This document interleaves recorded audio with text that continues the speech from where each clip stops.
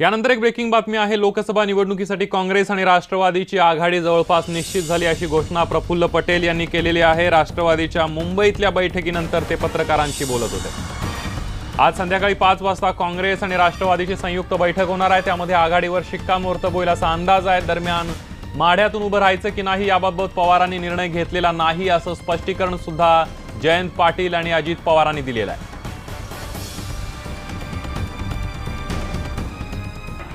काल दिल्ली येथे काँग्रेसचे राष्ट्रीय अध्यक्ष राहुल गांधी आणि आमचे राष्ट्रवादीचे अध्यक्ष शरद पवार साहेबांची बैठक झाली होती आणि महाराष्ट्रामध्ये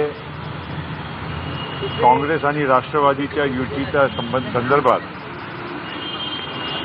सविस्तर चर्चा झाली आणि जवळपास सगळ्या बैठकीच्या बाबतीत निर्णय जवळपास झालेला आहे। सर्वांनीच आदरणीय शरद पवार साहेब यांना माढ्यामधून निवडणूक लढवण्याची विनंती केली आणि हा विषय माननीय विजयसिंह मोहिते पाटील साहेब यांनी अतिशय आग्रहाने मांडला आणि आम्ही सगळ्यांनीच पवार साहेबांनी महाराष्ट्रातून निवडणूक लढवली पाहिजे अशी भूमिका घेतली। त्याच्यावर पवार साहेबांनी अजून निर्णय घेतलेला नाही। सर्वांनी एकमुखाने पवार साहेबांनी यावेळेस लोकसभेमध्ये जाण्याच्या करता लोकसभेत उमेदवारी म्हणून उभं राहावं येणाऱ्या लोकसभेच्या निवडणुकीमध्ये अशा प्रकारचा आग्रह पक्षाच्या वतीनं एकमताने तिथं करण्यात आला। साहेबांनी ते सगळ्या गोष्टी ऐकून घेतल्या। ते म्हणले की ठीक आहे, तुमचं सगळ्यांचं म्हणणं मी ऐकलेलं आहे, मी त्याबद्दलचा निर्णय त्या ठिकाणी नंतर देईन। माढाच्या संदर्भात आज पक्षाच्या सगळ्या नेत्यांनी शरद पवार साहेबांना आग्रह केला आहे की त्यांनी माढामधून उभा राहावं।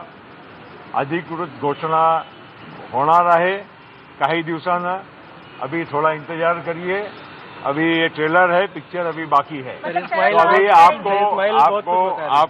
आपको इस बारे में, माढा के बारे में शरद पवार साहब खुद लड़ेंगे, इसके बारे में पार्टी के सभी वरिष्ठ नेताओं ने उन पर आग्रह किया है, दबाव डाला है कि उन्होंने लड़ना चाहिए।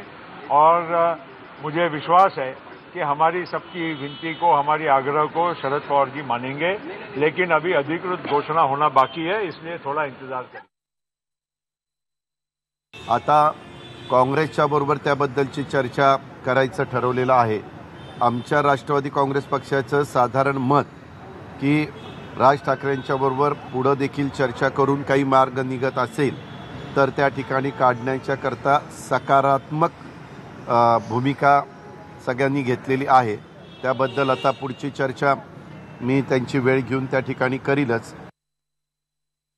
ते सरकार पुन्हा सत्तेवर येऊ नये म्हणून महाराष्ट्रातनं जे 48 जागा त्या ठिकाणी निवडल्या जातात त्याच्यामध्ये जास्तीत जास्त एकवाक्यता करण्याचा आम्हा लोकांचा प्रयत्न त्या ठिकाणी चाललेला आहे आणि ह्या संदर्भात प्रत्येकाने आपली आपली मतं तिथं मांडली आणि अतिशय खेळीमेळीच्या वातावरणामध्ये ही चर्चा आजची पार पडलेली आहे। आज आता पुन्हा 5 वाजता आम्ही अशोकराव चव्हाणांची म्हणजे काँग्रेसच्या मान्यवरांशी आणि राष्ट्रवादीचे काही वरिष्ठ मान्यवर अशी एकत्र बैठक त्या बाबतीमध्ये होईल।